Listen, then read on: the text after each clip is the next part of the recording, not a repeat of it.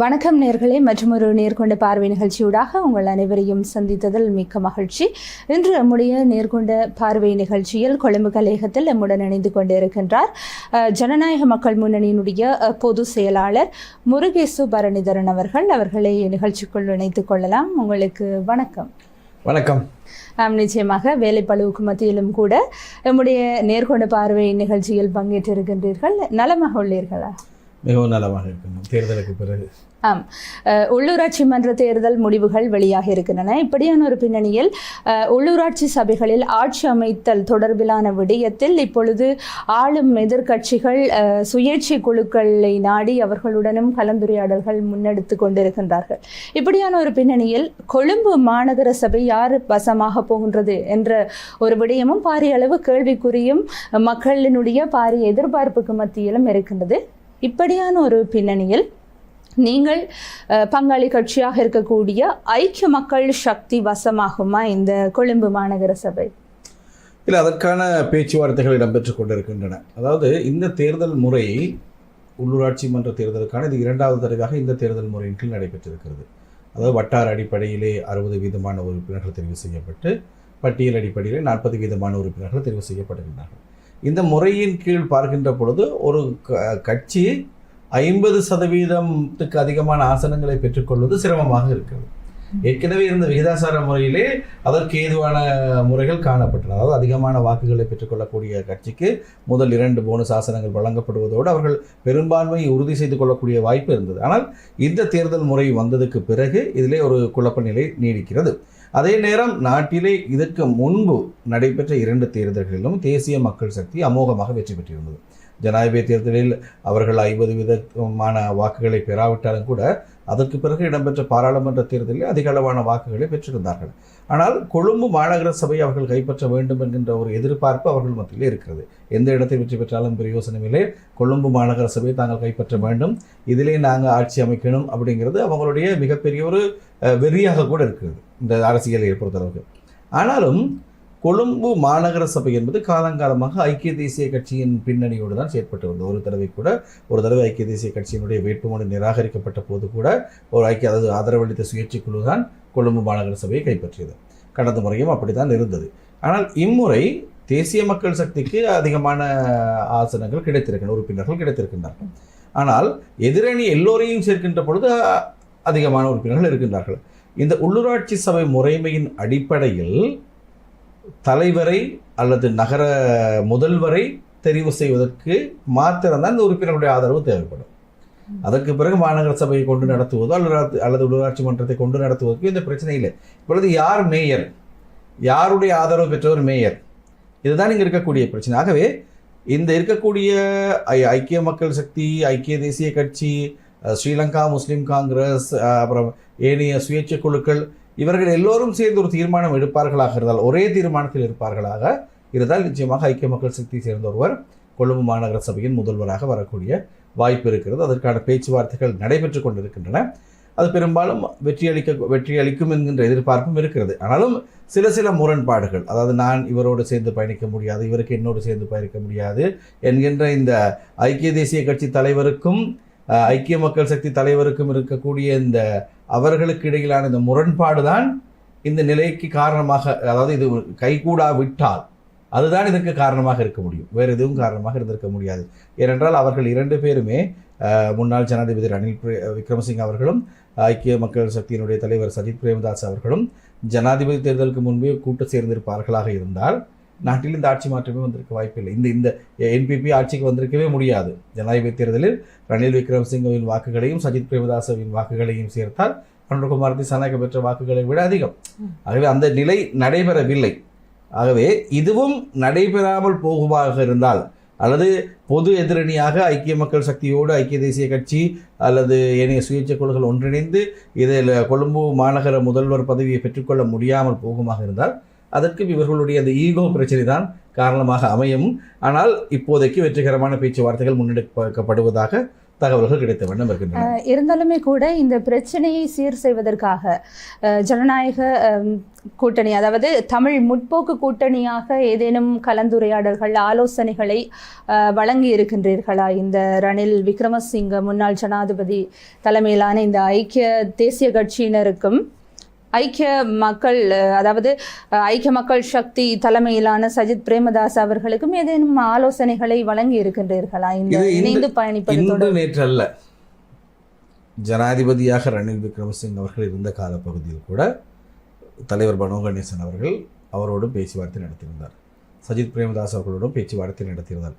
அந்த சந்தர்ப்பத்தில் எங்களுடைய தலைவர் மனோ கணேசன் அவர்களும் ஸ்ரீலங்கா முஸ்லீம் காங்கிரசினுடைய தலைவர் ரவுஃப் ஹக்கீம் அவர்களும் சேர்ந்து தான் இந்த விடயத்தை ஆரம்பித்தார்கள்.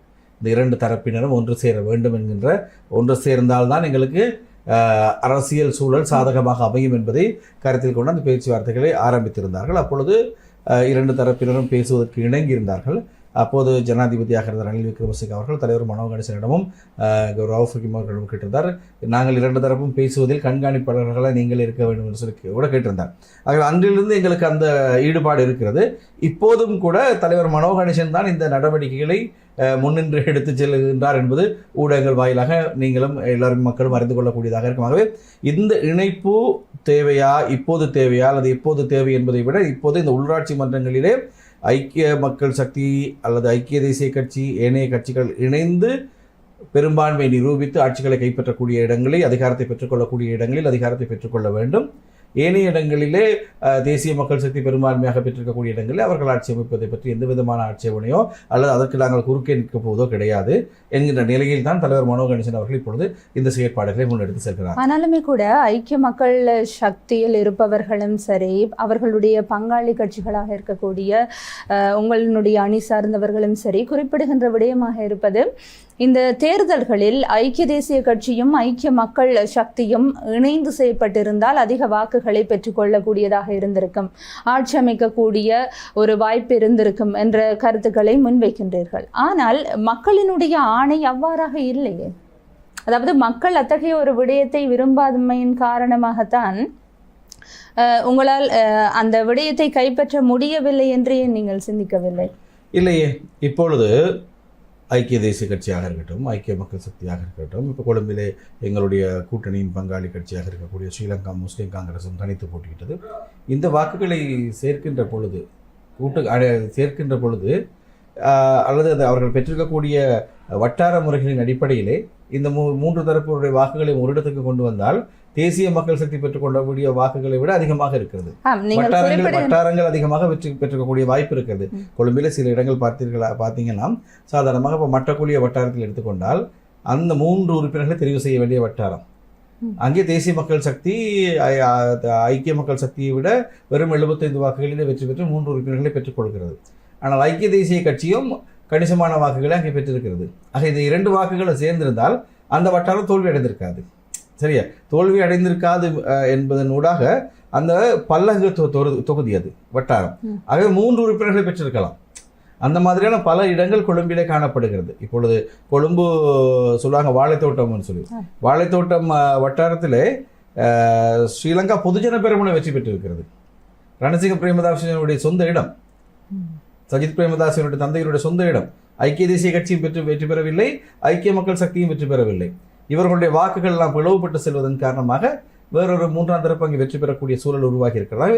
இந்த இணைப்பு ஏற்கனவே நிகழ்ந்திருந்தால் சாதகமான முடிவுகள் வந்திருக்கும் என்பதுதான் பொதுவான கருத்தாக இருக்கிறது.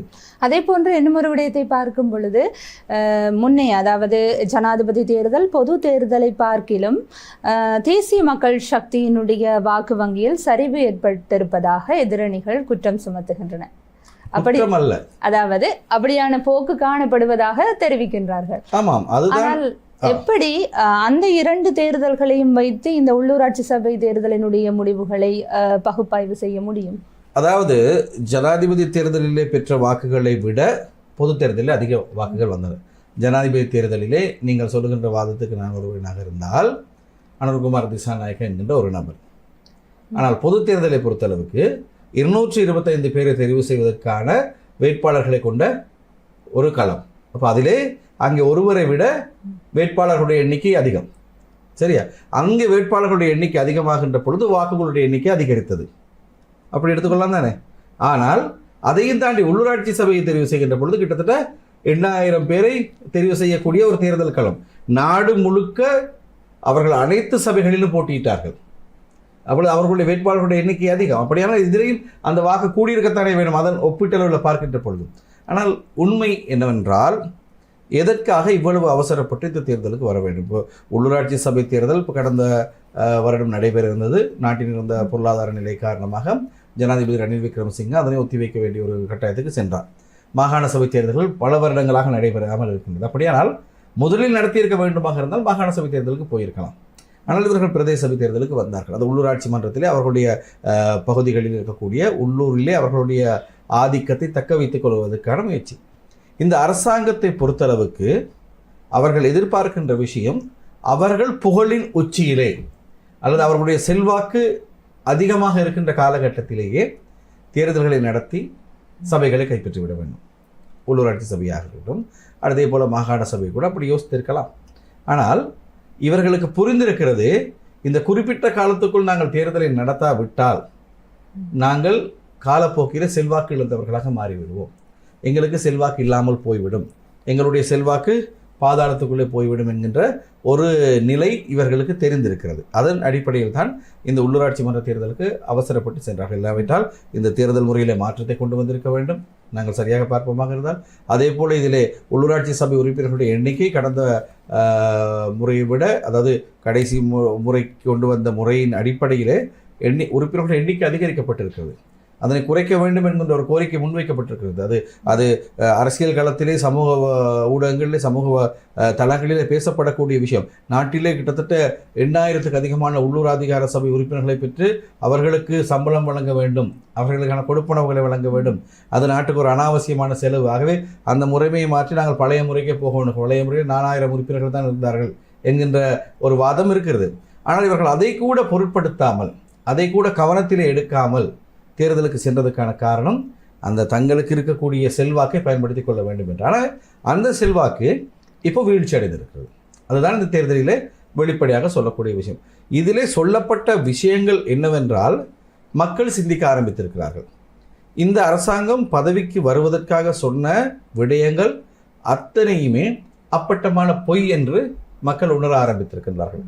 அந்த பொய் எப்படி என்று சொன்னால், நாங்கள் படித்தவர்களை அதிகாரத்துக்கு கொண்டு வருகின்றோம், பட்டதாரிகளை கொண்டு வருகின்றோம், கலாநிதிமார்களை கொண்டு வருகின்றோம், மூத்த சிந்தனையாளர்களை கொண்டு வருகின்றோம் என்று இவர்கள் தங்களை சொல்லிக்கொண்டு வந்தார்கள். நான் தேர்தலில் போட்டியிடுவதற்கு வேட்புமனு தாக்கல் செய்து என்னுடைய சமூக ஊடகங்களில் பதிவிடுகின்ற பொழுது அதற்கு அதை திசை காட்டி இலச்சினை பொறிக்கப்பட்ட சமூக ஊடகங்கள் வைத்திருக்கக்கூடியவர்கள், நீங்கள் எந்த பல்கலைக்கழகத்தில் படித்தீர்கள், என்ன பட்டம் பெற்றீர்கள், உங்களுடைய கல்வி தகுதி என்னன்னு சொல்லி எங்கள்கிட்ட கேள்வி கேட்க ஆரம்பித்தார்கள். கடைசி என்ன நடந்தது? இவர்கள் நியமித்த சபாநாயகர் ஒரு கலாநிதி என்கின்ற பட்டத்தோடு இருப்பதாக சொல்லப்பட்டது. ஆனால் கேள்வி எழுப்பப்பட்ட பொழுது அவருக்கு அப்படியான ஒரு பட்டம் கிடையாது. ஜப்பானிய பல்கலைக்கழகம் ஒன்று தனக்கு அந்த பட்டம் வழங்கியிருப்பதாக, கலாநிதி பட்டம் பெற்றதாக சொன்னார். ஆனால் இன்றைக்கு வரைக்கும் அவர் பதவி நீக்கம் செய்யப்பட்டதன் கூட இன்று வரைக்கும் அவர் அதனை உறுதிப்படுத்தவில்லை. இன்னும் பல பேர் இந்த மாதிரி. அவர்கள் என்ன செய்கிறார்கள்? நாங்கள் பொய்யான போலியான பட்டதாரிகளாக தங்களை அடையாளப்படுத்தி கொண்டு தேர்தலுக்கு வந்தார்கள், பேசினார்கள், நடைபெறும். அதற்கு பிறகு சொன்ன பொய்கள் என்ன சொன்னார்கள்? மதுபான சாலை உரிமங்களை, மதுபான சாலைகளை, மதுபான கடைகளை பெற்றவர்கள், பார் உரிமை பத்திரங்களை பெற்றவர்களை அடையாளப்படுத்துவோம் என்றார்கள். அதை அடையாளப்படுத்த சொன்ன போது நாங்கள் சொன்ன விஷயம் என்னது? இது அரசியல் லஞ்சமாக வழங்கப்பட்டிருக்குதுன்னு சொன்னார்கள். அப்படியெல்லாம் அந்த அரசியல் லஞ்சம் பெற்றவர்கள் யார்? மதுபான சாலைகளை பெற்றுக் கொடுப்பதற்காக அவர்களுக்கு ரெக்கமெண்ட் பண்ணது யார்? இந்த விவரங்களை பாராளுமன்றத்தில் சமர்ப்பிக்க சொன்னால் அதுக்கு அப்படி கிடையாது. இப்படி பட்டியல்களை வெளியிட ஆரம்பித்தார்களே தவிர அதனூடாகவும் நாட்டு மக்களுக்கு நடக்கக்கூடிய எந்த விஷயங்களும் இல்லை. இன்றைக்கு நாட்டிலே உப்பு இல்லாத நிலை இருக்கிறது. இலங்கையின் வரலாற்றில் இப்படி நடந்தது கிடையாது. இன்றைக்கு 450 ரூபாவுக்கு 500 ரூபாவுக்கு ஒரு கிலோ உப்பு வாங்க முடியாத நிலையில் மக்கள் திண்டாடுகின்றார்கள். எதிர்பார்த்த அளவுக்கு இவர்கள் எதுவுமே செய்யவில்லை. வரும்போது சொன்னார்கள், ஒரு கையெழுத்திலே, நாங்கள் பதவியேற்ற ஒரு கையெழுத்திலே அமைச்சருக்கும் கமிஷனாக போகக்கூடிய பெட்ரோல் டீசல் விலையிலிருந்து 50 ரூபாய் அவர்களுக்கு செல்லக்கூடிய கமிஷனை நிறுத்துவோம் என்று சொன்னார்கள். ஆனால் இன்றைக்கு வரைக்கும் அந்த எதுவுமே நடக்கவில்லை. இவ்வாறான போலியான பிரச்சாரங்கள். தமிழ் மக்களுக்கு சொல்லப்பட்டது, நாங்கள் இந்த பயங்கரவாத தடை சட்டத்தை நீக்குவோம் என்று சொல்லுவோம்.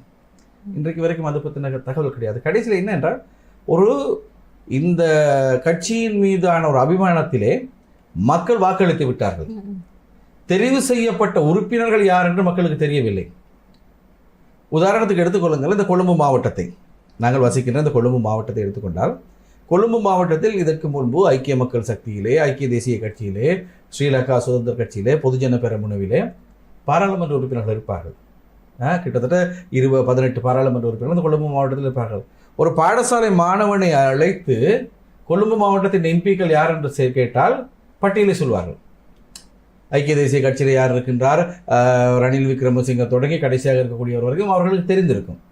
அதே போல் ஐக்கிய மக்கள் சக்தி அந்த எதிர்கட்சியில் ஸ்ரீலங்கா பொதுஜன பெரமுனவிலோ அல்லது வேறு கட்சியிலோ கேட்டாலும் கூட அவர்கள் அந்த பட்டியலை சொல்லக்கூடிய நிலைமையில் இருந்தார்கள். இன்றைக்கு இந்த தேசிய மக்கள் சக்தியினுடைய கொழும்பு மாவட்ட பாராளுமன்ற உறுப்பினர்கள் 15 பேர் இருக்கிறார்கள். யாருக்கு தெரியும் அவர்களை?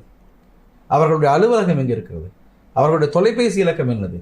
ஒரு அவசரத்துக்கு அவர்களை எப்படி நாங்கள் அணுகுவது, எப்படி தொடர்பு கொள்வது? இந்த நிலை மக்களுக்கு இல்லாமல் போய்விட்டது. அது மக்களுக்கு அந்த அந்த விஷயம் வெளிவர ஆரம்பித்து விட்டது. ஒரு என்னுடைய பாணியிலே சொன்ன போனால் 159 பாராளுமன்ற உறுப்பினர்களை வைத்திருக்கின்றார்கள். இவர்கள் சரியாக ஒரு பரிணாமம் பெறாத ஒரு சமூகமாகத்தான் நாங்கள் அவர்கள் பார்க்க வேண்டியிருக்கிறது. பாராளுமன்றத்தில் என்ன பேசணும்னு தெரியாது. பாராளுமன்றத்தை வழிநடத்தக்கூடியவர்கள் பழைய ஜேவிபியை சேர்ந்த ஒரு 10 பேர். அவர்களால் இந்த சமூகத்துக்கு செய்யக்கூடிய விஷயங்கள் வெறுமனே வாய்ச்சொல்லில் மாத்திரம்தான். இந்த விஷயங்கள் வெளியே வருகின்ற பொழுது இன்றைக்கு அவர்களுடைய வாக்கு வங்கி சரிவை சந்தித்திருக்கிறது. அடுத்து மாகாண சபை தேர்தல் வருகின்ற பொழுது இதைவிட மோசமான சரிவை அவர்கள் சந்திக்க போகிறார்கள். ஆனால் நீங்கள் ஒரு விடயத்தை குறிப்பிட்டிருந்தீர்கள், தேசிய மக்கள் சக்தியில் இருக்கக்கூடிய மக்கள் அறியாதவர்களுக்கும் கூட தேசிய மக்கள் சக்தி என்ற ரீதியில் வாக்களித்திருக்கின்றார்கள் என்று. ஆனால் கொழும்பு மாவட்டத்தை பொறுத்தவரையில் நன்கு மக்களுக்கு அறிந்து தெரிந்த ஒருவர் என்றால் இப்பொழுது நாடாளுமன்ற உறுப்பினராக இருக்கக்கூடிய மனோ கணேசன் அவர்கள்.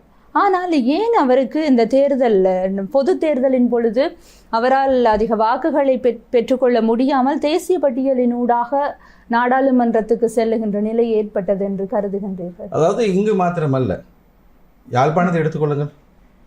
பாராளுமன்றத்தில் இருக்க வேண்டிய சட்டத்தரணி சுமந்திரன் தோற்கடிக்கப்படுகின்றார்.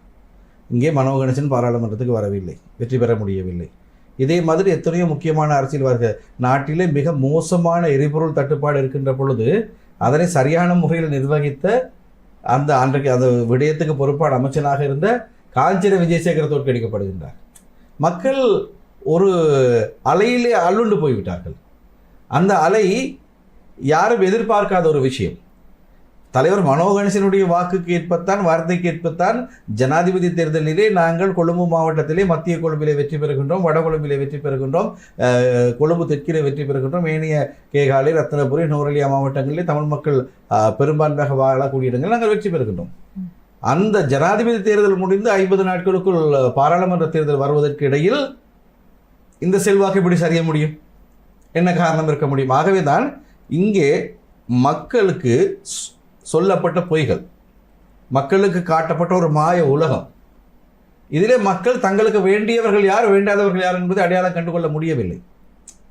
கொழும்பிலே கடைசியாக அவர்கள் தலைவர் மனோ கணேசனுக்கு வாக்களிக்கவில்லை. நாங்கள் வேறு மாவட்டங்களில் போட்டியிட்ட பொழுது 2020ஆம் ஆண்டு தேர்தலில் எடுத்த வாக்குகளை விட குறைவான வாக்குகள் தான் எங்களுக்கு கிடைக்கின்றன. எங்களுடைய மக்கள் என்பிபி பக்கம் திரும்பி இருக்கிறார்கள். அதுதான் காரணம். அதன் காரணமாக கொழும்பு மாதிரியான ஒரு இடம் நாட்டில் உள்ள எல்லா பாகங்களிலிருந்து மக்கள் சேர்ந்து வசிக்கக்கூடிய ஒரு இடம். ஆகவே இங்கு ஒரு மாற்றம் வருகின்றது என்பது நாடளாவிய ரீதியில் இருக்கக்கூடிய ஒரு அமைப்பினுடைய வெளிப்பாடாகத்தான் பார்க்கப்பட வேண்டும். அதன் அடிப்படையில் தான் அந்த நிகழ்வு இடம்பெற்றது. அதை இன்னும் ஒன்றுமே செய்ய முடியாதது. எதிர்காலத்திலே மக்கள் அது சம்பந்தமாக சிந்திக்க தொடங்கி இருக்கிறார்கள். எதிர்காலத்தில் வரக்கூடிய முடிவுகள் அதுக்கு வேறு மாதிரியாக வரும். ஆனால் தேசிய பட்டியல் என்பது ஐக்கிய மக்கள் சக்தி எங்களுக்கு தர வேண்டியது. கடந்த முறை நாங்கள் அதை பெற்றுக்கொள்ளவில்லை. 2020ஆம் ஆண்டு பெற்றுக்கொள்ளவில்லை. ஐக்கிய மக்கள் சக்தி ஒரு புதிய கூட்டணியாக இருந்தது. அவர்களுக்குள்ளே நிறைய பேருக்கு வழங்க வேண்டியது. இம்முறை அது எங்களுடைய 3 பங்காளி கட்சிகளும் அதனை ஆணித்தரமாக பெற்றுக்கொள்ள வேண்டிய ஒரு கட்டாயம் இருந்தது. அதனை நாங்கள் எடுத்துக்கொண்டோம். எல்லா மாவட்டங்களிலும் தேர்தல் முடிவு இப்படியாக இருக்கின்ற பொழுது எங்களுக்கு தேசிய மட்டத்திலும் சர்வதேச மட்டத்திலும் எங்களுடைய மக்களுடைய பிரச்சனைகளை பேசுவதற்கு எங்களுக்கு தலைவர் மனோ கணேசன் பாராளுமன்றத்தில் இருக்க வேண்டும். ஆகவே தான் நாங்கள் அவரை பாராளுமன்றத்துக்கு அனுப்பி வைத்தோம். இல்லாவிட்டால் அவர் வெற்றி பெற்றிருக்கும் பட்சத்தில் அந்த தேசிய பட்டியலில் வேறு யாராவது எங்களில் ஒரு அது எங்களுக்கு வந்திருக்க வேண்டியது. ஆனால் தேவை ஏற்படும் நிலையில் நாங்கள் தலைவர் மனோ கணேசனுக்கு அந்த தேசிய பட்டியலூடாக பாராளுமன்றம் செல்வதற்கான வாய்ப்பு கிடைத்தது. ஆனால் இந்த கொழும்பு மாநகர சபை தேர்தலிலும் ஐக்கிய மக்கள் சக்தி தலைவர் மனோ கணேசனை மேயர் வேட்பாளராக கேட்டார்கள். நாங்கள் அதை மறுத்து விட்டோம். காரணம், தலைவர் மனோ கணேசன் பாராளுமன்றத்தில் இருக்க வேண்டுமே தவிர கொழும்பு மாநகர சபையில் இருக்க வேண்டியவர் அல்ல என்பதன் காரணமாக நாங்கள் அதனை மறுத்து விட்டோம். அதனால் தான் நாங்கள் ஐக்கிய மக்கள் சக்தி அப்படி ஒரு எங்களிடம் வேண்டுகோள் வைக்கப்பட்டதன் காரணமாகத்தான் நாங்கள் கொழும்பிலே தனித்து எங்களுடைய ஏணி சின்னத்திலே போட்டியிடாமல் ஐக்கிய மக்கள் சக்தியினூடாக போட்டியிட வேண்டிய ஒரு நிலையும் ஏற்பட்டது. அது அவ்வாறு எங்களுக்கு கோரிக்கை வைத்ததன் பின்னர் நாங்கள் அதனை மறுத்ததன் பின்னர் எதிர்க்கட்சித் தலைவர் சஜித் பிரேமதாஸ் அவர்கள் கோரிக்கை விடுத்தார், நீங்கள் பிரிந்து கேட்க வேண்டாம், எங்களோட சேர்ந்து கேளுங்கள் என்று. அதன் அடிப்படையில் தான் நான் கொழும்பிலும் இந்த முறை தேர்தலை ஐக்கிய மக்கள் சக்தியோடு கேட்க வேண்டிய இணைந்து செய்ய வேண்டிய தேர்தலில் போட்டியிட வேண்டிய நிலை ஏற்பட்டது. இதற்கு முன்பெல்லாம் கொழும்பில் நாங்கள் தனித்து போட்டியிட்ட வரலாறுகள் தான் எங்களுக்கு இருக்கு. ஆனாலுமே கூட நீங்கள் முன்னர் குறிப்பிட்டிருந்தீர்கள், இந்த ஐக்கிய மக்கள் சக்தியினர் ஐக்கிய தேசிய கட்சியினருடன் இணைந்து பயணிக்கின்ற பொழுது வெற்றிகளை தழுவி இருக்கலாம் என்று. ஆனால் இந்த ஜனாதிபதி தேர்தல் இடம்பெற்ற தருணத்தில் அதற்கு முன்னாள் ஜனாதிபதியாக ரணில் விக்ரமசிங்க அவர்கள் பதவியேற்று ஆட்சியை கொண்டு நடத்திய காலப்பகுதிகளிலும் கூட அவர் மக்களால் நிராகரிக்கப்பட்டு வெறுத்து ஒதுக்கப்பட்ட ஒரு தரப்பினராக கருதப்பட்ட ஸ்ரீலங்கா பொதுஜன பெரமுனவினருடன் தான் இணைந்து செயற்பட்டு கொண்டிருந்தார். இப்படியான ஒரு பின்னணியில் தான் மக்கள் ஐக்கிய தேசிய கட்சி மீது வைத்திருந்த ஒட்டுமொத்த நம்பிக்கையையும் இழப்பதற்கு காரணமாக இருந்தது. இப்படியான பின்னணியில் ஏன் ஐக்கிய தேசிய கட்சியுடன் தான் ஐக்கிய மக்கள் சக்தி இணைந்து பயணிக்க வேண்டும் என்று நாம் கருத வேண்டும்? ஐக்கிய மக்கள் சக்தியை பலப்படுத்துவதற்கு வேறு முயற்சிகளை மேற்கொள்ளலாமே. ஐக்கிய மக்கள் சக்தி ஐக்கிய தேசிய கட்சி என்கின்ற இரண்டு பிளவுபட்டது 2020ஆம் ஆண்டு பொது தேர்தலின் பொழுது. அந்த பொது தேர்தலின் பொழுது ஸ்ரீலங்கா பொதுஜன பெரமுன பாராளுமன்ற தேர்தலில் வெற்றி பெறுகிறது. ஐக்கிய தேசிய கட்சிக்கு ஒரே ஒரு ஆசனம் தான் கிடைத்தது. ஐக்கிய மக்கள் சக்தி தான் பெரும்பான்மையான வாக்குகளை பெற்றுக்கொண்டது. ஐக்கிய தேசிய கட்சிக்கு வாக்களித்த மக்களில் பெரும்பான்மையானவர்கள் ஐக்கிய தேசிய கட்சிக்கு வாக்களிக்காமல் சஜித் பிரேமதாஸ் தலைமையிலான ஐக்கிய மக்கள் சக்திக்கும் எங்களுடைய ஐக்கிய மக்கள் கூட்டணிக்கும் தான் வாக்களித்திருந்தார்கள். ஆனால் அந்த தேர்தலிலே கிட்டத்தட்ட 20 லட்சம் பேர் வாக்களிக்கவில்லை ஐக்கிய தேசிய கட்சியின் வாக்காளர்கள். இந்த இரண்டு பிரிவினரும் வெவ்வேறு இடங்களுக்கு பிரிந்து சென்றதன் பின்னர் மக்கள் அதனை ஏற்றுக்கொள்ள தயங்கியிருந்தார்கள். ஆனால் அதற்கு பிறகு நடந்த தேர்தல்களும் அது பெரிதாக ஐக்கிய தேசிய கட்சிக்கு வாக்களிக்கவில்லை. இந்த முறையும் கூட ஐக்கிய தேசிய கட்சியின் சார்பில் பாராளுமன்றத்தில் ஒருத்தர் கூட கிடையாது. ரவி கருணாநாயக் அவர்கள் இருக்கிறார், அவர் ஐக்கிய தேசிய கட்சியை இப்போது இல்லை என்று சொல்லப்படுகிறது. ஆகவே ஐக்கிய தேசிய கட்சிக்கு செல்வாக்கு இருக்கிறது, அதைத்தான் ஐக்கிய மக்கள் சக்தி எடுத்துக்கொள்ள வேண்டும் என்கின்ற கருத்தால் நாங்கள் சொன்ன விஷயம். இந்த தேர்தல் முறையிலே வட்டார அடிப்படையில் ஒரு சில வாக்குகள் பிரிந்து சென்றாலும் அது வட்டாரத்தில் ஒரு வேட்பாளரை தோற்கடிக்குவதற்கான காரணமாகத்தான் அமைந்திருக்கிறது. அது தவிர வேறு ஒன்றுமே கிடையாது. இப்பொழுது வெவ்வேறு பிரதேசங்களை எடுத்துக்கொண்டால் ஐக்கிய தேசிய கட்சி ஒரு ஆசனத்தை பெற்றிருக்கிறது. இப்போ ஏட்டியாந்தோட்டை பிரதேசத்தில் ஒரு ஆசனம் கிடைத்திருக்கிறது. நாங்கள் அங்கே 2 எடுத்திருக்கிறோம் தனித்து. சரியா? அப்போ இந்த மாதிரி தான் நிலைமை. அதாவது இந்த தேர்தல் முறையில் வட்டார அடிப்படையில் வருகின்ற பொழுது ஒரு சில வாக்குகள் அந்த ஊரில் இருக்கக்கூடிய ஐக்கிய தேசிய கட்சியினுடைய முக்கிய பிரமுகருக்கு போகின்ற பொழுது ஐக்கிய மக்கள் சக்தியினுடைய வாக்குகளும் ஐக்கிய தேசிய கட்சியின் வாக்குகளும் சேர்ந்திருந்தால் வெற்றி பெறக்கூடிய வட்டாரங்களின் எண்ணிக்கை அதிகமாக இருந்திருக்கும் என்பதுதான் எங்களுடைய கருத்தாக இருக்கிறது. அதே போன்று இப்பொழுது ஐக்கிய மக்கள் சக்தி சார்பாக ஒரு மேயரை தெரிவாக்க போகின்றீர்கள் என்று சொன்னால் யாரை மேயராக நிறுத்துவதற்கான ஏற்பாடுகள் செய்யப்பட்டிருக்கின்றன என்ற தகவல்கள் இல்லை. இதுவரைக்கும் எங்களுக்கு அது சம்பந்தமான விடயங்கள் தெரியாது. முதலிலே இந்த இணைப்பு சம்பந்தமான பேச்சுவார்த்தை இடம்பெறுகிறது. இணைப்பின் பின்னர் யார் மேயர் யார் பிரதி மேயர் என்பது பேச்சுவார்த்தைக்கு வரும். அதன் போதுதான் அந்த கருத்துக்கள் வெளியிலே தெரிய வரும். ஏற்கனவே ஐக்கிய மக்கள் சக்தியினுடைய மேயர் வேட்பாளர் தேர்தலில் தோல்வி அடைந்திருக்கின்றார். மறைந்த முன்னாள் சபாநாயகர் எம்எச் முகமது அவர்களுடைய வழிப்பேரன் அவர் அவருடைய வட்டாரத்தை தோல்வி அடைந்திருக்கிறார். ஆகவே வேறொருவரை மேயராக்க வேண்டிய கட்டாயம் இருக்கிறது. ஆட்சி அதாவது அதிகாரத்தை பிடிக்க முடியுமாக இருந்தால் அது யார் என்பது இதுவரைக்கும் எங்களுக்கு தெரியாது, சொல்லப்படவில்லை. பேச்சுவார்த்தைகளுக்கு வரும். முதலில் இந்த இணக்கப்பாடு எட்டப்பட்டதன் பின்னர் அந்த விடயங்கள் கலந்து ஆலோசிக்கப்படும் என்று தெரிகிறது.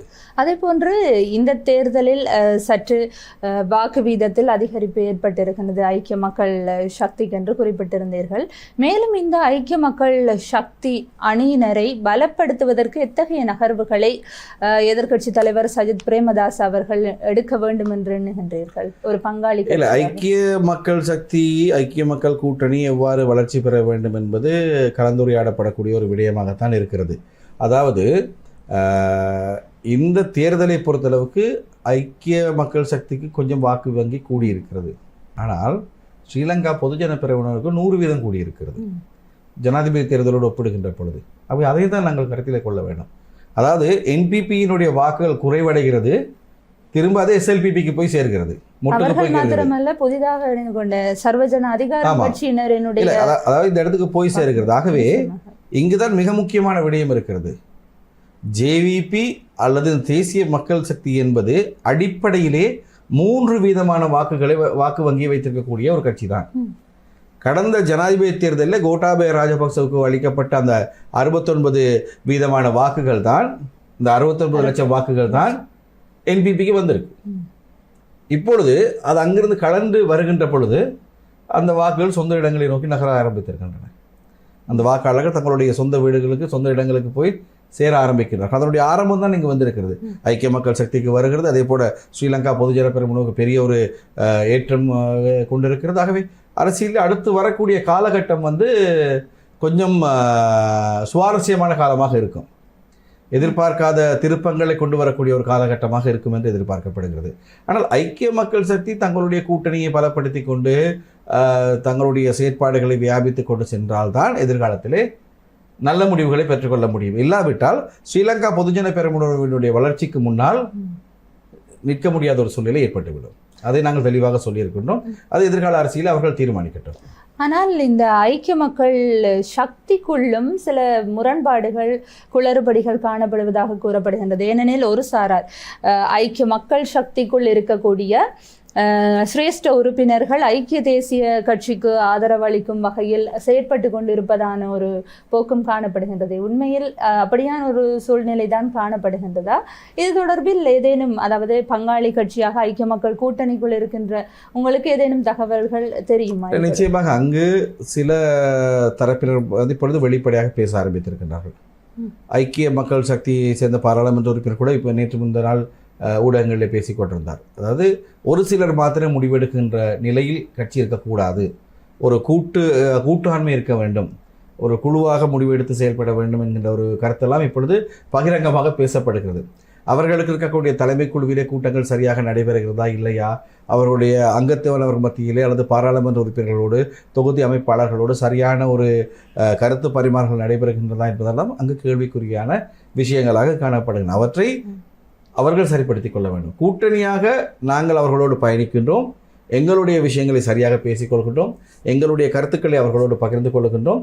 அதனூடாக நாங்கள் எங்கள் தரப்பை நாங்கள் பலப்படுத்திக் கொள்ள முயற்சிகளை எடுத்துக்கொண்டு தான் இருக்கிறோம். ஆகவே எங்களுடைய இந்த கூட்டணியின் பிரதானியான ஐக்கிய மக்கள் சக்தி தங்களை பலப்படுத்திக் கொள்வதற்கான நடவடிக்கையில் அவர்கள்தான் சுய பரிசோதனை செய்து மேற்கொள்ள வேண்டும். இல்லாவிட்டால் பிற்காலத்திலே அவர்களுக்கு நிலைமை சாதகமாக அமையாமல் போய்விடலாம். ஆகவே எந்த ஒரு கட்சியும் தாங்கள் ஆட்சிக்கு வர வேண்டும், அதிகாரத்தை கைப்பற்ற வேண்டும் என்று நினைப்பார்கள். அவர்களோடு கூட்டணி செய்கின்ற நாங்களும் அதைத்தான் எதிர்பார்க்கின்றோம். ஆகவே எங்களுக்கு சாதகம் இல்லாத ஒரு நிலை அங்கு காணப்படுமாக இருந்தால் எந்த பங்காளிகளும் அங்கு இருக்க வேண்டிய அவசியம் வராது. ஆகவே தான் எதிர்காலம் சுவாரஸ்யமானதாக இருக்கும் என்று சொன்னேன். தொடர்ச்சியாக நாம் பேசலாம். சிறிய விளம்பர இடைவெளியை தொடர்ந்து மீண்டும் நேர்கொண்ட பார்வை நிகழ்ச்சியூடாக இணைந்து கொள்ளலாம்.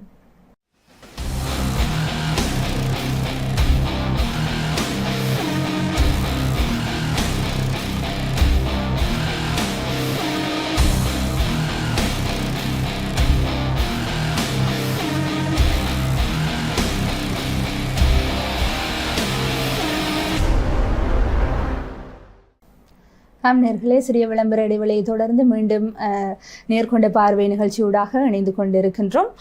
தொடர்ச்சியாக வினவலாம், இந்த அரசாங்கம் அவர்களுடைய வாக்குறுதிகளை நிறைவேற்றவில்லை என்ற ஒரு விடயத்தை குறிப்பிட்டிருந்தீர்கள் அல்லவா? அதன் காரணமாகத்தான் மக்கள் இப்பொழுது சிந்தித்து அடுத்த கட்ட நகர்வுகளை மேற்கொள்ள ஆரம்பித்திருக்கின்றார்கள் என்று. ஆனால் இந்த அரசாங்க தரப்பினர் எதிரணியில் இருந்த பொழுது பல்வேறு விடயங்களை, அதாவது அப்போதைய ஆளும் தரப்பாக இருந்த காலத்தில் அவர்கள் குறிப்பிட்ட விடயங்கள், அதாவது குறிப்பிட்ட சில பிரச்சனைகளுக்கான தீர்வை பெற வேண்டும் என்று களத்திலிருந்து குரல் கொடுத்த தரப்பினராகத்தான் இருக்கின்றார்கள். இருந்தாலுமே கூட ஒரு உதாரணத்துக்கு விவசாயத்துறை சார்ந்த பிரச்சனையை எடுத்து நோக்கும் பொழுது விவசாயத்துறை அமைச்சராக இப்பொழுது இருப்பவரும் கூட களத்தில் விவசாயிகளுக்காக குரல் கொடுத்த ஒருவர். இருந்தாலுமே கூட அவர்களால் அந்த வாக்குறுதிகளை, அதாவது களத்தில் இருந்தாலுமே கூட குறித்த பிரச்சனைகள் இன்னமும் தொடர்ந்த வண்ணம் இருக்கின்றது.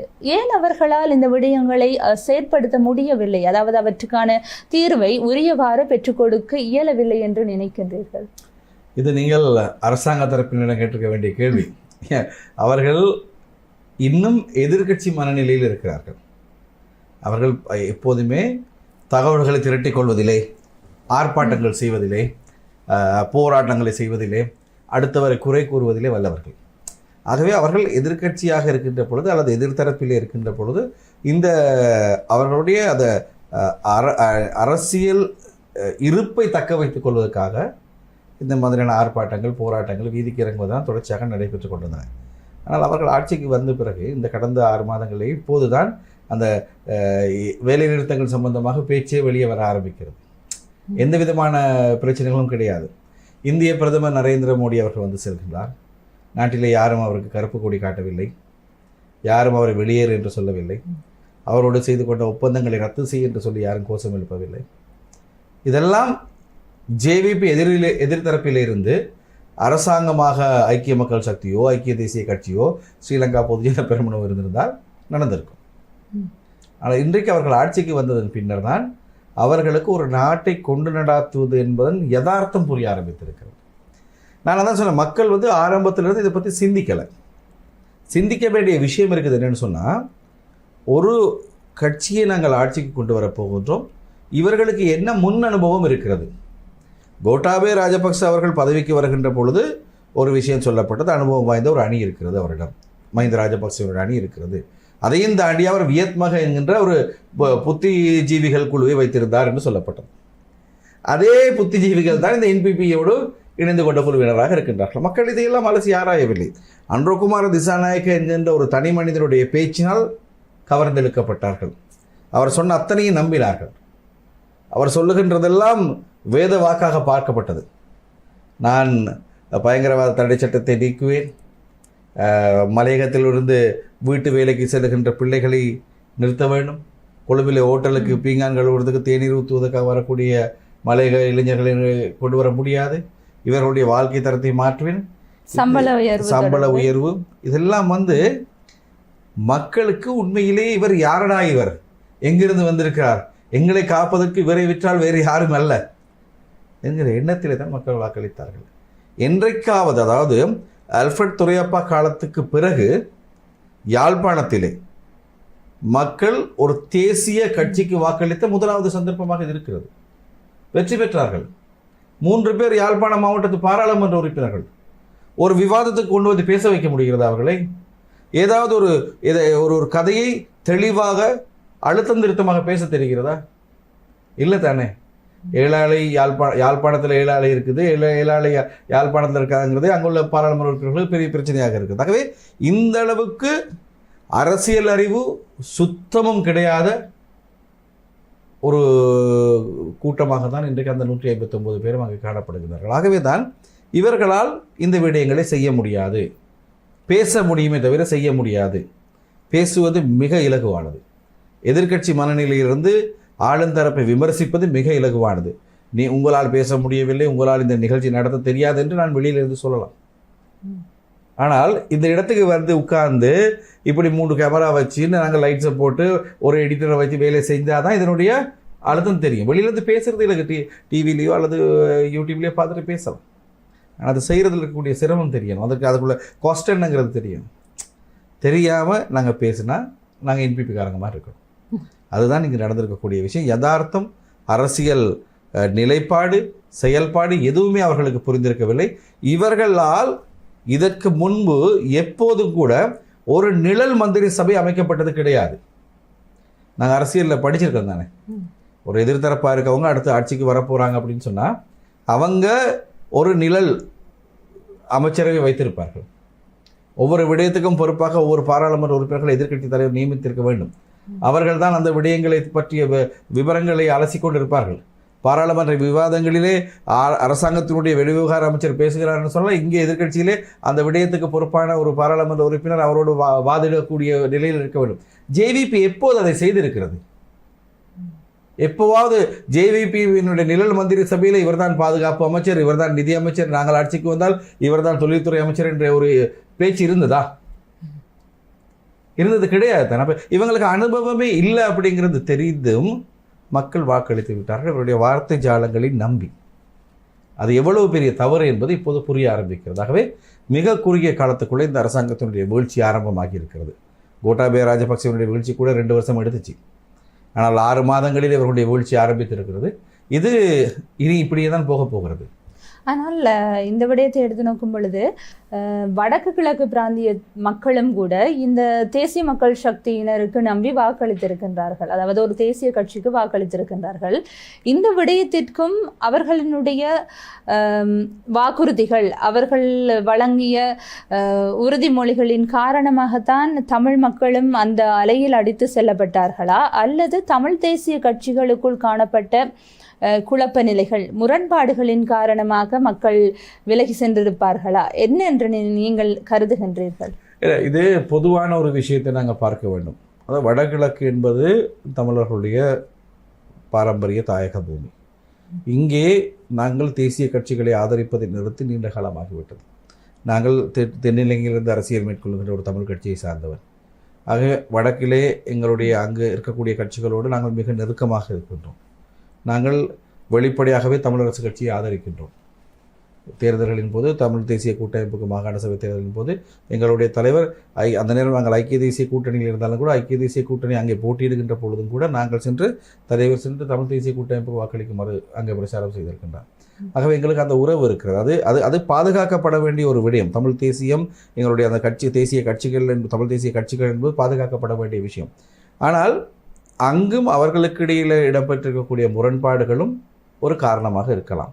அதே நேரம் வடகிழக்கில் இருக்கக்கூடிய மக்கள் அபிவிருத்தியும் பெரிதாக எதிர்பார்க்கின்றார்கள்.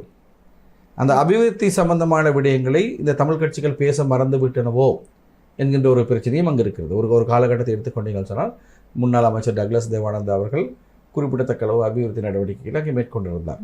அதன் பிறகு அங்கஜன் ராமநாதன் பாராளுமன்ற உறுப்பினராக வருகின்ற பொழுது அவர் அபிவிருத்தி பற்றியே தான் அதிகமாக பேசியிருந்தார். அதனால் தான் அவருக்கு அதிகமான வாக்குகளும் 2020ஆம் ஆண்டு தேர்தலின் போது கிடைத்ததாக மக்களுடைய எதிர்பார்ப்பு அந்த பக்கத்திலும் இருக்கிறது.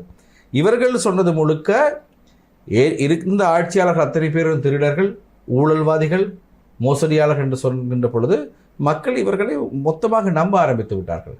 நாங்கள் இனவாதமற்றவர்கள் என்று இவர்கள் சொல்லுகின்ற பொழுது மக்கள் அதை நம்ப ஆரம்பித்து விட்டார்கள். மஹிந்த ராஜபக்சவுக்கு அப்படி சொல்ல நான் இனவாதி அல்ல என்று சொல்ல முடியாது தானே. ஏன்னா எங்களுக்கு வெளிப்படையாக தெரியும் அவர் யார் என்பது. ஆனால் இவர்கள் தங்களை யார் என்று வெளியில் காட்டிக்கொள்ளாமல் நாங்கள் இனவாதிகள் அல்ல என்று சொல்லியிருக்கிறார்கள். இப்பொழுது மக்களுக்கு புரிய ஆரம்பித்திருக்கிறது. அதாவது ஒரு திறமையான அணி அங்கே இல்லைத்தானே. வடக்கு கிழக்கில் ஒரு திறமையானவர்கள் என்று சொல்லக்கூடிய அளவுக்கு, அரசியலை நகர்த்தி செல்லக்கூடிய அளவுக்கு யாருமே அங்கே கிடையாது. வட மாவட்டத்து யாழ்ப்பாண மாவட்ட அபிவிருத்தி சபை எவ்வாறு கூடுகிறது, எவ்வாறு கலைந்து போகிறது, அதே போல் அங்கு வரக்கூடிய நிதி எவ்வாறு செலவிடப்படுகிறது, என்ன மாதிரியான அபிவிருத்தி நடவடிக்கைகள் வடக்கிலே முன்னெடுக்கப்படுகின்றன, எதுவுமே இல்லை தானே. வெறும் பேச்சளவில் தானே. உப்பளத்திலே உப்பு உற்பத்தி செய்கிறோம் என்று சொல்வது, பிறகு பெயரை மாற்றுவது, இதெல்லாம் மக்கள் ஏற்றுக்கொள்ளக்கூடிய அரசியல் அல்ல. இதனால் தான் மக்கள் அவர்களை நிராகரிக்க ஆரம்பித்திருக்கிறார்கள். யாழ்ப்பாணத்தில் இருக்கக்கூடிய 17 சபைகளை நாங்கள் கைப்பற்றுவோம் என்று சொன்னார்கள் என்பிபி தேர்தலுக்கு முன்பு. கடைசியில் 17 இடத்திலும் விரட்டி அடிக்கப்பட்டிருக்கிறார்கள். அவர்கள் எந்த ஒரு சபையிலும் அவர்களுக்கு கூட்டணிந்தாவது அமைப்பதற்கான வாய்ப்பு இல்லை என்று. இதுவே பெரிய தோல்வி தானே அவர்களுக்கு. ஆக இனி வடமாகாண சபை கைப்பற்ற வேண்டும் அவர்களுக்கு வர முடியாது தானே. கிழக்கு மாகாண சபையை கைப்பற்ற வேண்டும் வர முடியாது தானே. ஆக ஏனைய பெரும்பான்மை கட்சிகளைப் போலவே என்பிபியும் வடக்கு கிழக்கு மக்களிடமிருந்து பிரிக்கப்பட்டு விட்டது, வெளியேற்றப்பட்டு விட்டது. அது நடந்து விட்டது. இனி அது என்பிபி என்பது வடகிழக்கு மக்களை பொறுத்த அளவுக்கு ஒரு தென்னிலங்கை சிங்கள கட்சி, அவ்வளவுதான். அதே போன்று இன்னும் ஒரு விடயம் இப்பொழுது பாரிய அளவில் பேசுபொருளாக மாறி இருக்கின்றது. கனடாவில் அமைக்கப்பட்டிருக்கக்கூடிய இந்த இன அழிப்பு தொடர்பிலான நினைவு தூபி, இந்த விடயத்திற்கு பல, அதாவது எதிரணியில் இருக்கக்கூடிய, அதாவது ஐக்கிய மக்கள் சக்தியை தெரிவிக்கவில்லை, ஏனைய தரப்பினர், விமல் வீரவன்ஸ் முன்னாள் நாடாளுமன்ற உறுப்பினர் தலைமையிலான அணியினரும் சரி, ஏனைய தரப்பினரும் சரி, குற்றச்சாட்டுகளை, அதாவது முக்கியமாக எடுத்து நோக்கும் பொழுது முன்னாள் அமைச்சராக இருந்த சரத் வீரசேகர உள்ளிட்ட தரப்பினர் குற்றச்சாட்டுகளை முன்வைத்து கொண்டிருந்தார்கள். பொதுஜன பெரமுனவுமே கூடத்தான் குற்றச்சாட்டுகளை முன்வைத்தார்கள். இப்படியாக இலங்கையின் மீது இன அழிப்பு ஒன்று இடம்பெற்றதாக குற்றம் சுமத்தப்படுகின்றது. அப்படியான ஒரு விடயம் இடம்பெறவில்லை. ஆகவே இதற்கு அரசாங்கம் ஒரு பதிலை வழங்க வேண்டும் தீர்க்கமாக என்று குறிப்பிட்டு கொண்டிருந்தார்கள். அப்படியான ஒரு தருணத்தில் உடனடியாக வெளிவிவகார அமைச்சரும் கூட இந்த கனடிய தூதுவரை அழைத்து அதாவது இன அழிப்பு இடம்பெறவில்லை என்ற ஒரு கருத்தையும் முன்வைத்து, அதே போன்று இந்த விடயத்திற்கு கனடிய அரசாங்கம் வழங்கி இருந்த அந்த அனுமதி குறித்தும் ஒரு தன்னுடைய கடுமையான ஒரு எதிர்ப்பை தெரிவித்திருந்தார். இந்த விடயத்தை நீங்கள் எவ்வாறு காண்கின்றீர்கள்? இது தமிழ் மக்கள், அதாவது தமிழ் மக்கள் பல்வேறு விடயங்களில் இவர்களை நம்பி வாக்களித்த போதிலும் இந்த விடயமானது தமிழ் மக்களுக்கு இருந்த ஒரு நம்பிக்கையில் ஒரு ஆட்டம் காண வைத்திருக்கின்றது என்றுதான் சொல்லலாம். நீங்கள் எவ்வாறாக கருதுகின்றீர்கள்? அதான் எங்களுடைய மக்களுடைய சிந்தனா சக்தியில தான் இந்த பிரச்சனை இருக்கிறது. நாங்கள் அதை வெளுத்ததெல்லாம் பால் என்று நம்ப ஆரம்பிக்கின்ற ஒரு கூட்டமாக இருப்பது தான் இதற்கெல்லாம் காரணம். ஜேவிபி அல்லது இந்த என்பிபி எங்களுடைய மக்களுக்கு நிகழ்த்தப்பட்ட அநீதி என்று தான் சொல்லிக் கொண்டிருந்தார்கள் தேர்தலுக்கு முன்பு வரை. ஆனால் அதற்கு பிறகு இல்லை, தேர்தலுக்கு முன்பு வரை கூட அதை நான் ஏற்கனவே குறிப்பிட்டது போல இந்த பயங்கரவாத தடை சட்டத்தை நீக்க வேண்டும், அதனூடாக அப்பாவிகள் தண்டிக்கப்படக்கூடாது, அப்பாவிகள் சிறையில் இருக்கக்கூடாது என்றெல்லாம் சொன்னவர்கள் தான் இவர்கள். இந்த பயங்கரவாத தடை சட்டத்தை நீக்குவதற்கு 159 3 பெரும்பான்மை இவர்களுக்கு இருக்கிறது. பாராளுமன்றத்தில் ஒரு நாள் போதும், அல்லது ஒரு நாளிலே அரை நாளை செலவிட்டால் இந்த விஷயத்தை நிறைவேற்றிவிட முடியும் அவர்களுக்கு. அதனை செய்கிறார்கள் இல்லை, அவர்களுக்கு செய்ய வேண்டிய அவசியம் இல்லை. கனடாவிலே நிறுவப்பட்ட அந்த இன அழிப்பு தூபி அல்லது அந்த நினைவு சின்னம் தொடர்பிலே அந்த நகரத்தினுடைய முதல்வரே சொல்லியிருக்கின்றார், இலங்கையிலே இன அழிப்பு இடம்பெறவில்லை என்று சொல்லக்கூடியவர்கள் கனடாவில் இருந்தால் நீங்கள் தயவு செய்து கொழும்புக்கு திரும்பி போய்விடுங்கள். உலகத்துக்கு இந்த விஷயம் தெளிவுபடுத்தப்பட்டிருக்கிறது. சர்வதேச ஊடகங்கள் ஊடாக இது பேசப்பட்டது. சேனல் 4 ஊடாக இது சம்பந்தமான முழுமையான விடயங்கள் வெளிவந்தன. நாங்கள் கேட்கின்ற விஷயம் அல் ஜசீராவிலே பேசப்பட்ட பட்டலந்து சம்பந்தப்பட்ட விஷயம் இலங்கையிலே விவாதிக்கப்படக்கூடிய பேசப்படக்கூடிய விடயமாக மாறுகிறது, விசாரிக்கப்பட வேண்டும் என்கிற கோஷம் முன்வைக்கப்படுகின்றது.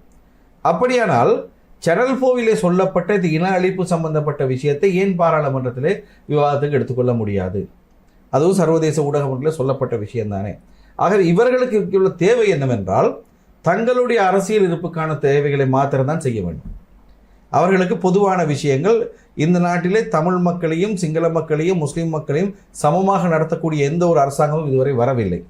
இவர்களும் அப்படித்தான். நாங்கள் தப்பாக நினைத்துக் கொள்ளணும், இவர்கள் எங்களை சமத்துவமாக நடத்தப் போகிறார்கள், சமமாக எண்ணிக்கொண்டிருக்கிறார்கள் நினைத்து கொண்டிருக்குமே தவிர வேறு எதுவும் கிடையாது. இந்த கனடாவிலே நிறுவப்பட்ட அந்த இன அழிப்பு தொடர்பான அந்த நினைவு சின்னம் சம்பந்தமாக இங்கே விமர்சிப்பவர்கள் யார்? நீங்கள் சொன்ன அந்த பட்டியல், விமல் வீரவன்ச, சரத் வீரசேகர, உதய கம்மம்பில, இவங்க தானே பொதுஜன பெரமுன. இவர்கள் எந்த இடத்திலே தமிழ் மக்களுக்கு ஆதரவாக செயல்பட்டிருக்கிறார்கள்? எந்த நாளும் இதே விஷயம் தானே. இங்கே ஒற்றுமை என்னவென்றால் 2005 ஜனாதிபதி தேர்தலில் வெற்றி பெற்ற மஹிந்த ராஜபக்ச, அப்போ வெளிப்படையாக தெரியும் விடுதலை புலிகளோடு அவருக்கு இருந்த உறவு அல்லது நிதி கைமாறப்பட்டது என்றெல்லாம் பேச்சிருக்கிறது. அதன் அடிப்படையிலே தான் வடக்கில் உள்ள மக்களுக்கு வாக்களிக்க என்ற இடம் கொடுக்கப்படவில்லை, கிளிநொச்சியில் வாக்களித்த ஒருவருடைய கையும் வெட்டப்பட்டது. இந்த வரலாறு இருக்கிறது. அதன் அடிப்படையில் தான் அவர் ஜனாதிபதியாக தெரிவு செய்யப்பட்டார். ஆகவே அவரும் யுத்தத்துக்கு போக வேண்டும் என்கின்ற எண்ணத்தில் இருந்த மாதிரியாக தெரியவில்லை. அன்றைய சந்தர்ப்பத்திலே மஹிந்த ராஜபக்சவை யுத்தத்துக்கு செல்லுங்கள், மாவிலாரை மூடி வைத்திருக்கின்றார்கள், நீங்கள் அடித்து இதை முடிக்க வேண்டும் என்று வீதிக்கு இறங்கி போராடியவர்கள் அனுரகுமார திசாநாயக்க தலைமையிலான ஜேவிபியினர். அதிலே மாற்று கருத்து இருக்க முடியாது. இன்றைக்கும் அதற்கான சாட்சியங்களை நாங்கள் சமூக ஊடகங்களை கண்டு கொண்டிருக்கிறோம். ஆகவே மஹிந்த ராஜபக்சவை யுத்தத்துக்கு அழைத்து சென்றவர்கள் ஜேவிபி அல்லது இன்று இருக்கக்கூடிய இந்த என்பிபியில் அமைச்சர்களாக இருக்கக்கூடிய ராமலிங்கம், சந்திரசேகர் உள்ளிட்ட எல்லோருமே அந்த ஆர்ப்பாட்டங்களிலே இருந்திருக்கின்றார்கள். ஆகவே இவர்கள் எப்படி எங்களுடைய இனம் அழிக்கப்பட்டது என்பதை ஒப்புக்கொள்ளப் போகிறார்கள்? எங்களுக்கு அநீதி இழைக்கப்பட்டது என்பதை இவர்கள் ஒப்புக்கொள்ளப் போகிறார்கள்? இவர்களுக்கு அல் ஜசீராவிலே பட்லந்தை பற்றி பேசுவதை ஏற்றுக்கொள்ள முடிகிறது, சேனல் 4 தமிழர்களுடைய இன அழிப்பு பற்றி பேசப்பட்டதை ஏற்றுக்கொள்ள முடியாது என்று நினைப்பவர்களால் எங்களுக்கு நியாயம் கிடைக்கப் போவதில்லை. ஆகவே கனடாவின் தூதுவரை அழைத்து பேசியதோ அல்லது அவரிடம் தங்களுடைய கண்டனத்தை வெளியிட்டதோ ஒரு அரசியல் செயற்பாடாக அல்லது ராஜதந்திர செயற்பாடாக எடுத்துக்கொள்ளலாம், இங்குள்ளவர்களை திருப்திப்படுத்துவதற்காக. ஆனால் இவர்கள் நிறுவிய கனடாவில் நிறுவப்பட்ட அந்த நினைவு சின்னம் அகற்றப்பட போகிறதா? இல்லையே. அங்கே மக்களுக்கு அது தெரிய வந்திருக்கிறது தானே, உலகத்தில் இருக்கக்கூடிய மக்களுக்கு ஒரு செய்தி போயிருக்கிறது தானே. இந்த யுத்த முடிவானது இன்றைய காலகட்டம் என்பது 2009ஆம் ஆண்டிலே முழு வண்டியுமே கருமுகில்கள் சூழ்ந்திருந்த காலமாக இருந்தது. ஆகவே அந்த காலப்பகுதியில் எங்களுடைய மக்கள் எவ்வாறு கொல்லப்பட்டார்கள், எவ்வாறு எங்களுடைய மக்களுக்கு அநீதி இழைக்கப்பட்டது, எங்களுடைய இனத்துக்கு இழைக்கப்பட்ட அநீதி என்னது, எவ்வளவு கொடுமைகள் நாங்கள் சந்தித்தோம் என்பதை சர்வதேச ஊடகங்கள் வெளி உலகத்துக்கு கொண்டு சென்றிருக்கின்றன. இவர்கள் அந்த தவளை போல கிணத்துக்குள்ளே இருந்து கொண்டு உலகத்தை பற்றி சிந்திக்கின்ற ஒரு கூட்டம் தான் இந்த நாட்டை ஆண்டு கொண்டு இருக்கிறது. அவர்களால் வெளி உலகத்திலே நடப்பவற்றை கிரகித்துக் கொள்ளக்கூட முடியாது.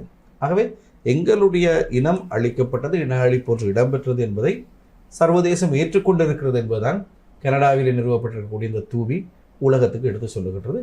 அதனை நாங்களும் ஏற்றுக்கொள்ளத்தான் வேண்டும். அதே போன்று இன்னும் ஒரு விடயம், தமிழர் தாயக பிரதேசங்களில் தற்பொழுது இடம்பெற்று கொண்டிருக்கக்கூடிய அவர்களுக்கு எதிரான செயல்முறைகள், அதாவது காணி விடுவிப்பு தொடர்பிலான விடயங்களில், அதே போன்று வலிந்து காணாமல் ஆக்கப்பட்டோரினுடைய உறவுகளை பார்த்தால் அவர்கள் தொடர்ச்சியாக குரல் கொடுக்கின்றார்கள். இந்த விடயம், அதே போன்று நீங்கள் முன்னராகவே குறிப்பிட்டதை போன்று இந்த பயங்கரவாத தடை சட்டம் தொடர்பிலான விடயங்கள், இவற்றை ஏன் அரசாங்கம் வழங்குவோம் என்று ஏற்கனவே, அதாவது இவற்றுக்கான தீர்வை வழங்குவோம் என்று கூறியிருந்தாலுமே கூட அவற்றை நிறைவேற்றாமல் வைத்திருப்பதற்கு காரணம் என்னவாக இருக்கும் என்று நீங்கள் கருதுகின்றீர்கள்? முக்கியமாக நாம் இந்த பயங்கரவாத தடை சட்டத்தை எடுப்போம். ஏனெனில் நீங்கள் குறிப்பிட்டிருந்தீர்கள், அரசாங்கத்துக்கு ஒரு குறுகிய நேர பகுதியில் அதனை முடிவுறுத்த முடியுமாக இருக்கும், ஏனெனில் அதிக பெரும்பான்மை இருப்பதால் என்று. ஆனால் அரசாங்கத்தினுடைய கருத்தாக இருப்பது, இந்த பயங்கரவாத தடை சட்டத்தை இல்லாமலாக்க வேண்டும் என்றால் அதற்கு மாற்றாக இன்னும் ஒரு சட்டம் உருவாகி இருக்க வேண்டும், அதனூடாகத்தான் இவற்றை முன்னெடுக்கக்கூடியதாக இருக்கும் என்றவாறான கருத்தை வைக்கின்றார்கள். இது எந்த அளவுக்கு ஏற்றுக்கொள்ளத்தக்க கருத்தாக இருக்கும் என்பது ஒரு கேள்வி. அதே போன்று இந்த அரசாங்கம் ஏன் இந்த பயங்கரவாத தடை சட்டத்தை நீக்காமல் இருக்கின்றது? ஏனெனில் அவர்களுக்கும் இந்த பயங்கரவாத தடை சட்டத்தின் ஊடான தாக்கம் எவ்வாறாக இருக்கும் என்பதை நன்கு அறிந்த தரப்பினர் அல்லவா அவர்களுமே கூட. அதுதான் நாங்கள் அதற்கு உள்ள வேடிக்கையான விடயமே. முதலாவது நீங்கள் கேட்ட கேள்வி, பயங்கரவாத தடை சட்டத்துக்கு மாற்றாக இன்னும் ஒரு சட்டமூலத்தை கொண்டு வர வேண்டும். அதை செய்கிறதுக்கு மாசக்கணக்கு தேவையில்லை. பாராளுமன்றத்தில் 3/2 பெரும்பான்மை இருக்கக்கூடிய கட்சி செய்தால் சரி. ஆனால் அந்த சட்டத்தை கொண்டு வருவதற்கான வரைவை எவ்வாறு தயாரிப்பது, அந்த வரைவில் என்ன விடயங்கள் வர வேண்டும், இது பற்றி அறிவு இவர்களுக்கு கிடையாது. ஒரு விஷயத்தை பற்றி பேசுகிறதுக்கோ ஒரு விஷயத்தை பற்றி செய்கிறதுக்கோ தேவையான அடிப்படையான அறிவு மிக்கவர்கள் இந்த ஆட்சியிலே கிடையாது, இவர்களுடைய ஆலோசகர்களிலே கிடையாது. அப்போ எப்படி இதை செய்கிறது? பாராளுமன்றத்தில் இன்றைக்கு வரைக்கும் ஏதாவது உருப்படியான ஒரு சட்டம் மூலம் கொண்டு வரப்பட்டிருக்கிறதா, பேசப்பட்டிருக்கிறதா? இல்லை தானே. பட்டியல்களை வெளியிட்டதை தவிர வேறு எதுவுமே நடந்ததாக தெரியவில்லை. நாங்கள் அதை செய்வோம், இதை செய்வோம், இன்னாரை கைது செய்வோம், நாளை அவரை பிடித்து உள்ளே போடும், இதுதான் நடக்கிற விஷயங்களை தவிர செயல்திறன் மிக்க பணிகளாக எதுவும் இதுவரை முன்னெடுக்கப்படவில்லை. ஆகவே இவர்களிடம் செயல்திறன் கிடையாது, அனுபவம் கிடையாது, ஒரு விடயத்தை எப்படி கையாள வேண்டும் என்கின்ற நுணுக்கம் தெரியாமல் இருக்கிறது. ஆகவே இவர்களால் எதுவுமே நடக்கப் போவது கிடையாது. இதுதான் உண்மையான விஷயம். ஆகவே பயங்கரவாத தடை சட்டத்தை நீக்கிவிட்டால் அடுத்து என்ன நடக்கும் என்று இவர்கள் யோசிக்கிறார்கள். ஏனென்றால் நான் ஆரம்பத்திலே குறிப்பிட்டது போல இதை குறித்து வைத்துக் கொள்ளுங்கள், இவர்கள் 100க்கு 3% மாத்திரமே வாக்கு வங்கிகளை கொண்டவர்கள். இவர்களால் இனி வரும் காலங்களில் வரக்கூடிய தோல்விகளை தாங்கிக் கொள்ள முடியாது. இவர்களுடைய சுயரூபம் வெளிப்பட ஆரம்பிக்கும். அந்த சுயரூபம் வெளிப்படுகின்ற பொழுது அதனை எதிர்க்கின்றவர்களை ஒடுக்குவதற்கான ஒரு ஆயுதம் இவர்களுக்கு தேவை. அதற்காகத்தான் இவர்கள் இந்த பயங்கரவாத தடை சட்டத்தை வைத்துக் கொண்டிருக்கின்றார்கள். இவர்களுடைய வீழ்ச்சி ஆரம்பமாகி இருக்கிறது. இவர்களுடைய வீழ்ச்சி ஆரம்பமாகின்ற பொழுது இவர்களுக்கு அதனை தாங்கிக் கொள்ள முடியாது. ஜேவிபி என்கின்ற அந்த மூர்க்கத்தனமானவர்களுடைய செயல்பாடுகள் வெளியிலே வர ஆரம்பிக்கும். மக்கள் அதற்கு எதிராக கிளர்ந்து எழும்புவார்கள். எழும்புகின்ற பொழுது அதனை ஒடுக்குவதற்கு தேவை இந்த பயங்கரவாத தடை சட்டம். அதற்காக கூட அவர்கள் அதனை வைத்துக் கொண்டு இருக்கலாம். ஆகவே இப்படியான ஒரு, அதாவது எதிர்காலத்தில் இடம்பெறப் போகின்ற விடயம் தொடர்பில் ஒரு முன்னாயத்தமாக, அதாவது நீங்கள் ஒரு விடயத்தை குறிப்பிட்டிருக்கின்றீர்கள், இப்படியான ஒரு நிலைப்பாடு ஏற்படும் என்றால் அதனை எதிர்கொள்வதற்கு பிரதான எதிர்க்கட்சியாக உங்களுடைய பங்காளி கட்சி, அதாவது நீங்கள் அங்கம் வகிக்கின்ற இந்த ஐக்கிய மக்கள் சக்தி தயாராகத்தான் இருக்கின்றதா? ஏனெனில் நாட்டில் இப்பொழுது ஒரு பெரும்பான்மை வாக்கு, அதாவது ஒரு ஜனநாயகம் என்றால் எதிர்க்கட்சியும் வலுவாக இருக்க வேண்டும் என்பதுதான் ஒரு தார்மீக கருத்து. இருந்தாலுமே கூட நம்முடைய நாட்டில் பிரதான எதிர்க்கட்சியாக இருக்கக்கூடிய இந்த ஐக்கிய மக்கள் சக்தி பலமாகத்தான் இருக்கின்றதா? ஐக்கிய மக்கள் சக்தி எதிர்த்தரப்பில் இருக்கக்கூடிய ஏனைய கட்சிகள் எல்லாம் சேர்ந்து தான் இதற்கு முகம் கொடுக்க வேண்டியிருக்கும். இந்த நாட்டிலே முதலாவது விஷயம், நாங்கள் ஏன் இவர்களிடம் உள்ளூராட்சி மன்றங்களை ஒப்படைக்கக்கூடாது என்று நினைக்கின்றோம்? உள்ளூராட்சி மன்றங்களுடைய செயற்பாடுகள் என்ன? ஒரு நகரத்தை நிர்வகிப்பது. நான் விரும்புவேனா, கொழும்பிலே வசிக்கக்கூடிய ஒருவனாக நான் வீதிக்கு இறங்கும் போது 2 பக்கமும் சாக்கடை வீதியில் நிரம்பி வழிகிறதை நான் விரும்புவேனா? நான் போகிற இடங்களில் நுழம்பு கூடி போய் டெங்கும் சிக்குன்குனியாவும் அதிகரிக்கிறதை நாங்கள் விரும்புவோமா? இல்லை. அந்த மாதிரி ஒரு நிர்வாகம் இல்லாமல் கண்ட இடங்களில் வாகனங்கள் நிறுத்தி போக்குவரத்து இடையூறு வரதை விரும்புவோமா? வீதிகள் எல்லாம் யாராவது நினைச்சவங்கெல்லாம் கடையெல்லாம் போட்டுட்டு இருந்து நடக்கிறதுக்கு இடம் இல்லாமல் இருக்கிறது நாங்கள் விரும்புவோமா? இல்லை, நிச்சயமா இல்லை. இதெல்லாம் நடக்கும் எப்படின்னு சொன்னால், அனுபவமற்ற ஒரு குழுவிடம் ஆட்சி அதிகாரத்தை ஒப்படைத்தார். அதனை செய்வதற்கு நிர்வாகத்திறன் மிக்க ஒரு குழுவிடம் இந்த நகர சபை ஒப்படைக்கப்பட வேண்டும். மக்கள் மாறி வாக்களித்திருக்கலாம், ஆனால் அரசியல் கட்சிக்காக எதிர்கட்சிகளாக அந்த கடப்பாடு இருப்பதன் காரணமாகத்தான் இன்றைக்கு ஒன்றிணைந்து பேச வேண்டிய ஒரு சூழ்நிலை வந்திருக்கிறது. அதே மாதிரி தான் நாங்கள் முதல்ல சொன்ன மாதிரி இவர்கள் மாறுவார்கள், இவர்களுக்கு மக்களை ஒடுக்குவதற்கு அல்லது இவர்களுக்கு எதிராக கிளம்புவர்களை அடக்குவதற்கு பயங்கரவாத தடை சட்டம் தேவைப்படும் அப்படின்னு சொல்லும்போது நீங்கள் கேட்குறீங்க, எதிர்கட்சி இதுக்கு முகம் கொடுக்க தயாரா? அதாவது இந்த நாட்டிலே மிக மோசமான ஆட்சியை நடத்தியவர்கள், அரசர் பயங்கரவாதத்தை முன்னெடுத்து சென்றவர்கள் என்று சொன்னால் அது முன்னாள் ஜனாதிபதி கோட்டாபய ராஜபக்சே விட யாருமே கிடையாது. அவரையே மக்கள் ஓட விரட்டிட்டாங்க. ஆகவே அதை மக்களே செய்து கொள்வார்கள். இந்த நாட்டை பொறுத்தளவுக்கு பொதுமக்களுடைய புரட்சியினால் தான் ஒரு மாற்றம் நிகழ்ந்தது. அந்த மாற்றம் திரும்பவும் பொதுமக்கள் வீதிக்கு இறங்கி வர வேண்டும் என்பதாகவோ அல்லது அறகலை என்று ஆர்ப்பாட்டம் செய்ய வேண்டுமானதாகவோ இல்லை. இப்பொழுது வந்தது போல இந்த 20 லட்சம் வாக்குகள் குறைந்திருக்கிறது. அடுத்ததில் இன்னொரு 20 லட்சம் குறையும் போது அது அடங்கி போகும். அவர்களுடைய 103% என்பதை அடக்கக்கூடிய ஒரு விஷயமாகத்தான் இருக்கும். நாட்டில் பாதுகாப்பு தரப்பினர், காவல்துறையினர் அதில் சிறப்பாக செயல்படுவார்கள். இவர்கள் சட்டத்தை வைத்து அவர்களை கொண்டு போய் இருக்க முடியுமே தவிர வேறு ஒன்றும் செய்ய முடியாது. அதே போல் உலகம் என்பது இன்றைக்கு ஒரு சிறிய கிராமம். சர்வதேசத்தின் தலையீடு இங்கு இருந்து கொண்டே இருக்கும். ஆகவே இவர்களுக்கு அது ஒரு அச்சத்தை ஏற்படுத்தும். அடுத்தது, இந்த செயல்திறனற்ற இவர்களுடைய செயல்பாடு அங்கேயும் அதே மாதிரி தானே இருக்கும். ஆகவே அதை முறியடிப்பதொன்றும் பெரிய விடயமாக இருக்காது. ஆனால் நீங்கள் இப்படியாக குறிப்பிட்டாலுமே கூட நீங்கள் பங்காளி கட்சியாக இருக்கக்கூடிய இந்த ஐக்கிய மக்கள் சக்தி அல்லது இந்த எதிர்க்கட்சி தலைவர் சஜித் பிரேமதாஸ் என்பவர் அனைத்து சந்தர்ப்பங்களிலும், அதாவது இவருக்கு பிரதமர் பொறுப்பை ஏற்கின்ற ஒரு சந்தர்ப்பமும் வந்தது. ஆனால் அதனை அவர் ஏற்றுக்கொள்ளவில்லை. அதே போன்று அடுத்த கட்டமாக மக்களினுடைய பிரச்சனைகளுக்கான தீர்வை வழங்குவதற்கு பல சந்தர்ப்பங்கள் வந்தாலுமே கூட இவர் ஒரு பொறுப்பை ஏற்பதற்கு தயாராக இல்லாத ஒருவராகத்தான் மக்களால் பார்க்கப்பட்டார்.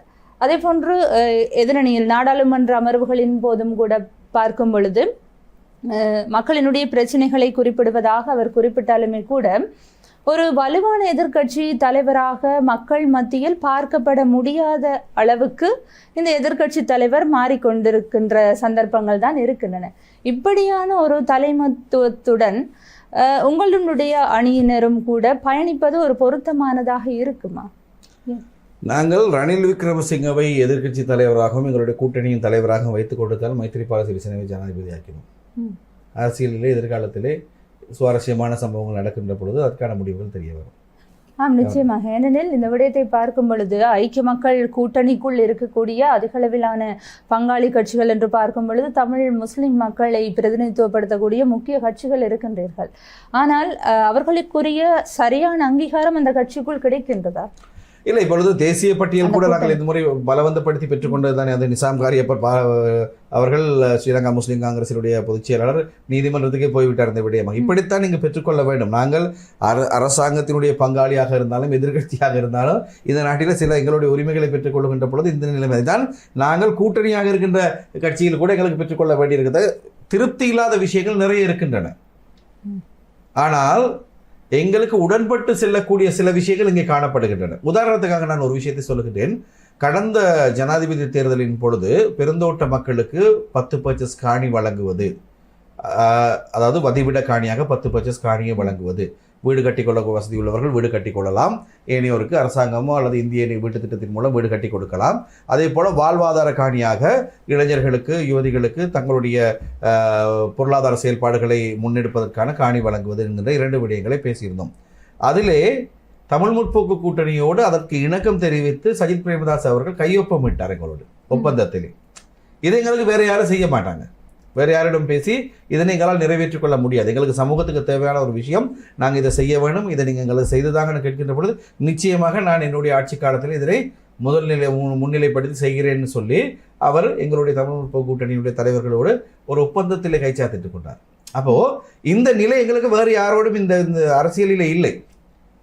சில முரண்பாடுகள் இருந்தாலும் தாங்கிக் கொண்டாவது அல்லது நிவர்த்தி செய்து கொண்டாவது பயணிக்கக்கூடிய இடமாக இந்த ஐக்கிய மக்கள் சக்தி, ஐக்கிய மக்கள் கூட்டணி எங்களுக்கு அமைந்திருக்கிறது. இந்த தேர்தல் காலத்தின் போது கூட கூட்டணி கட்சியில் வெவ்வேறு இடங்களில் வெவ்வேறு விதமான கருத்துக்களை பேச வேண்டியிருந்தது.